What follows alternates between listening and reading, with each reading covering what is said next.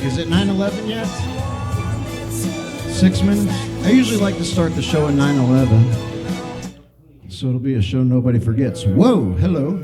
Hey everybody, welcome to Gypsy Moon. It's Open Mic Friday. I'm Doug, I'm your host. How you doing tonight?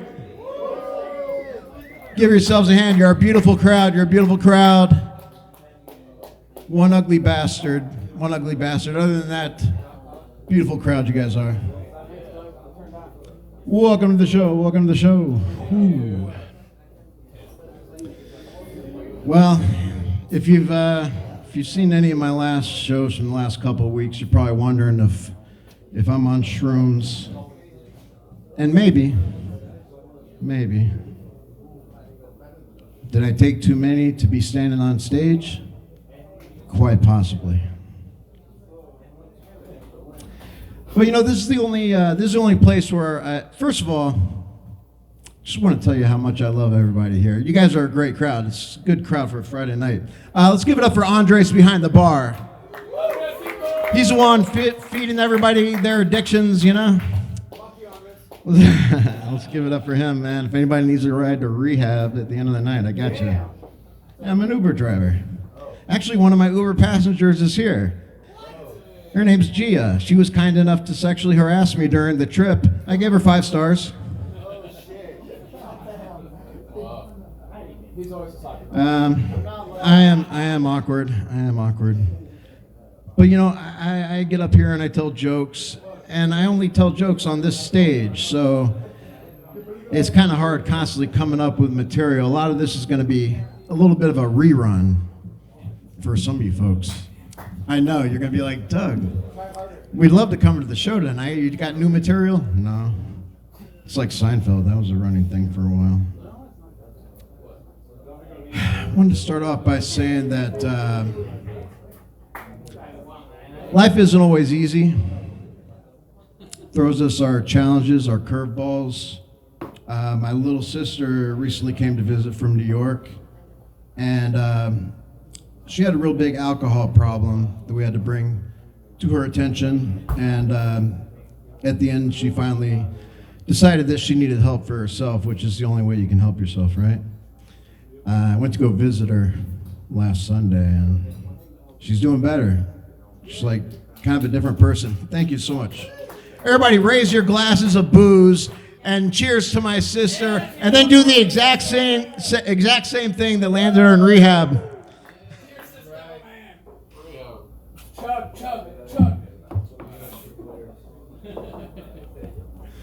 But I kind of blame the law school that she was going up to in New York, because they kept pressuring her, be ready for the bar, be ready for the bar. And she was ready for the bar, man, every night. So dedicated, she started taking her work home with her, you know? Started drinking at home.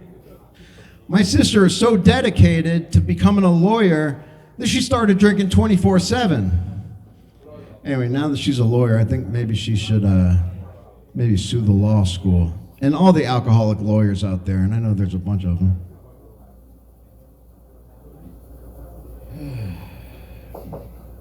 It's not her first stint with alcoholism. She was in the program probably about 15 years ago. Lived in a halfway house for a little bit. I went to go visit her at the halfway house. The place didn't have a roof. And I was like, is this what they mean by halfway houses? It's just halfway of a house? It's ridiculous. Some of them are cut in half like doll houses, you know? You can see everything that's going on. I say put the alcoholics in a full house.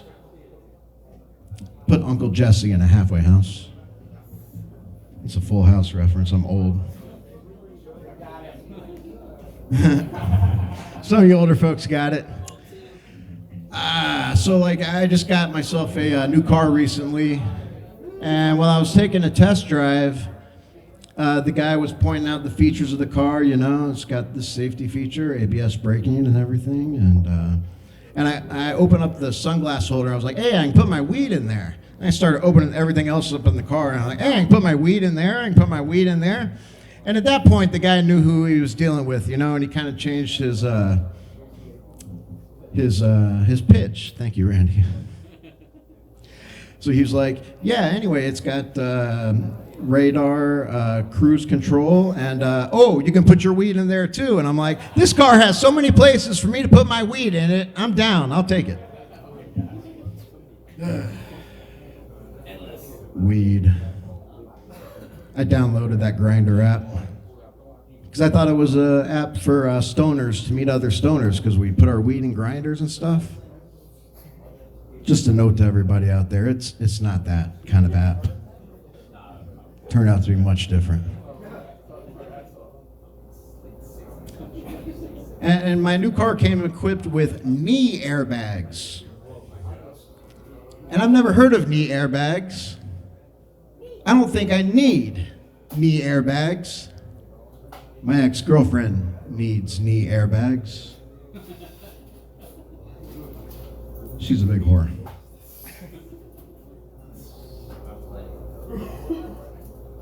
Heard my buddy Kazim earlier this week talking about muscle memory. I said, I have muscle memory. Like when I was 27, I had muscles. I remember that. Now I got muscle nostalgia. Ooh, I don't know if it's just me really hot. Maybe it's the shrooms. Wow. Am I on stage? So somebody came in earlier getting a vape, one of the disposable vapes, and Faith was back there helping them out. Everybody give it up for whoever just broke a dish. Yeah, that's what you're supposed to do in a restaurant. It's restaurant culture. But Faith was giving them the options. We got the watermelon vape, we got black ice, and then the guy's like, I don't like black ice. And I stood up and I'm like, what the fuck? You don't like black ice? Get the fuck out of here, man. We don't take the racists in here, man. And he's like, I'm talking about the vape flavor. And I'm like, oh. It's like that guy who came in and said he was unhappy with the juice. I stand up and I'm like, hey man, a lot of us aren't happy with the juice, but you take that anti-Semitic bullshit out of this bar. And he's like, I'm talking about the vape juice. Words sound alike.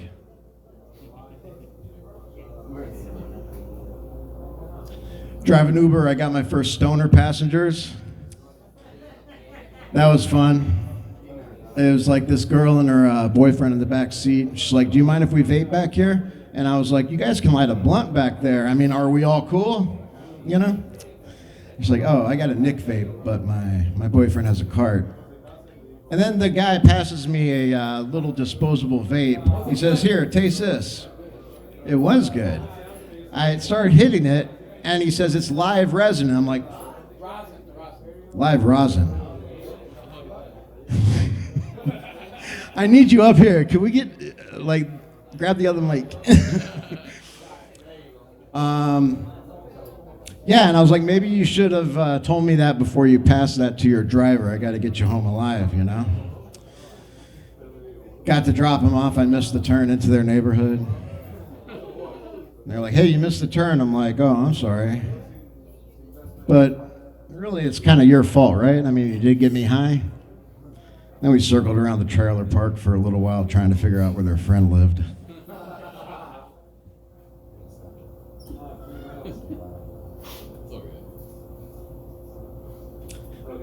So some of you who know my story know that I recently got off antidepressants and replaced them with psychedelic mushrooms. Yeah. Turns out the medicine that worked best grew out of the ground the whole time. And I started writing new rules to live by and everything.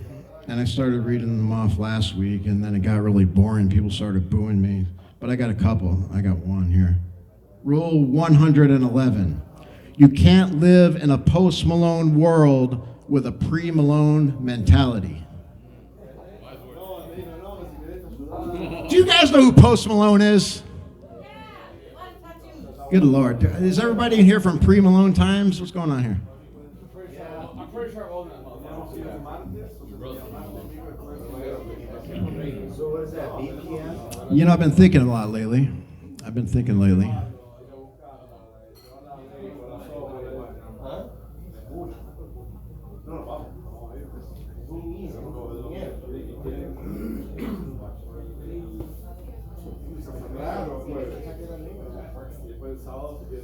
What are you thinking about, Doug?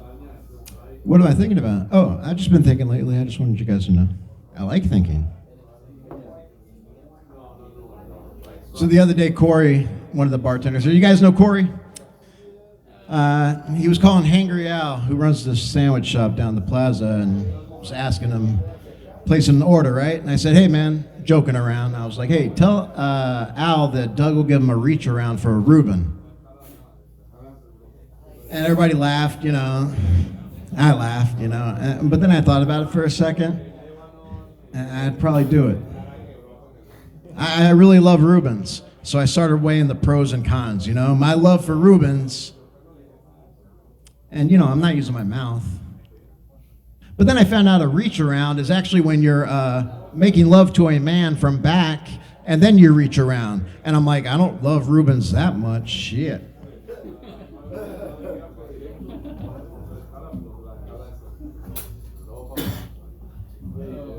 I was invited to a baby shower last month. They asked me to bring a gift. I brought baby shampoo. I never even heard of a baby shower. There wasn't even a baby there. And they were all making fun of me and everything for bringing shampoo. And I'm like, call me back when the baby has hair, man. Fuck you guys.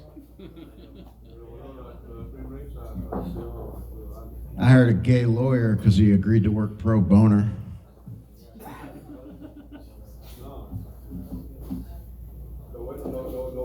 It's a small world, except to midgets.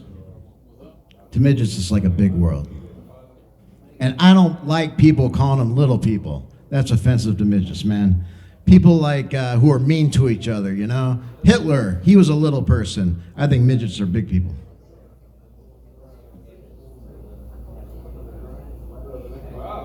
I should have taken into the account the time that I took the shroom to the time that I would start peaking. And maybe it's not the best idea for it to be happening on stage. Woo, man. My God, dude, I just miss my dad.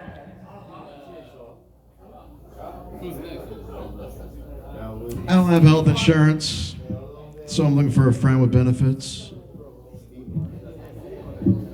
You know, I'd like to meet a nice girl with basic dental, maybe a 401k. Yeah. Oh man, I'm blocking anything. I wonder how many bakers have been Baker acted. You know, they're just in their bakery making pies and muffins and stuff, and all of a sudden the guys in the white coats come through. The baker's like, "What the fuck's going on here?" It's like, "You're going to the mental hospital." It's like, "But I'm perfectly sane." He's like, "It's called the Baker Act. Just cooperate."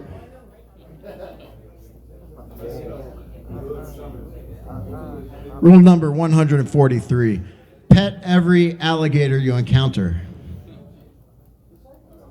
That'll thin out the herd. That'll get rid of all the dumb people. And then the climate will just start to heal itself.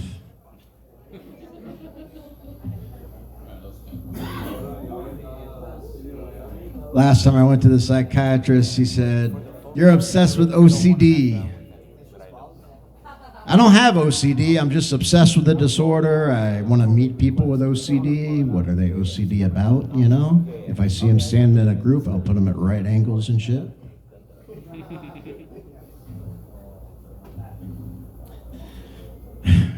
I know what you're all thinking. I see the way you're looking at me. I know exactly what you're thinking. And yes, I do have an OnlyFans. And if you join, it'll be an OnlyFans.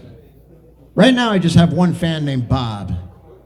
Bob pays me like $15 a month to watch me eat hamburgers. I don't ask what's going on the other side.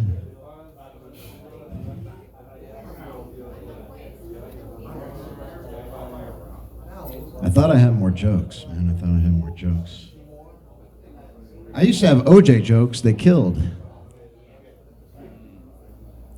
I don't know if you guys remember, O.J. Simpson back in my day was very, very famous double murderer, killed his wife, and the guy returned their glasses. That's why that's funny. Anyway, I'm the kind of guy who knows when he's approaching the land to go ahead and pull the parachute. Hey, welcome. Did you bring pizza for the rest of the class? By the way, public service announcement, if you do use the restroom to use the toilet or do cocaine, please flush the toilet and try to leave a little cocaine for the rest of the folks. And I think that's the only rule we really have here. I wanted to thank you guys all for coming out tonight. This is actually a very sizable crowd for a Friday. We'd like to see you here every week. We got some open mic performers and everything, microphone people as I call them. And for anybody who gets here behind the microphone people, it's important to us, and we really appreciate you guys paying attention to us and all that. And with that, I think I'd like to bring up a blood relative of mine. I found out that he was my cousin through Ancestry.com. Well, here's the thing about the Ancestry.com. I avoided doing it for a while because I'm a white guy, and I knew I was going to be really directly related to dirty slave owners and stuff. But I finally sent my DNA off there, right? And they sent me back a detailed list of all of my ancestors who fucked each other. I accidentally sent it to Ancestry.com. One typo. I accidentally type in Ancestry.com. I thought I was going to find out my family heritage. I found out I'm inbred as shit. And with that, let me bring up my blood cousin to do a little... What are we doing? We're doing some rapping or some poetry. This is one of my favorite guys.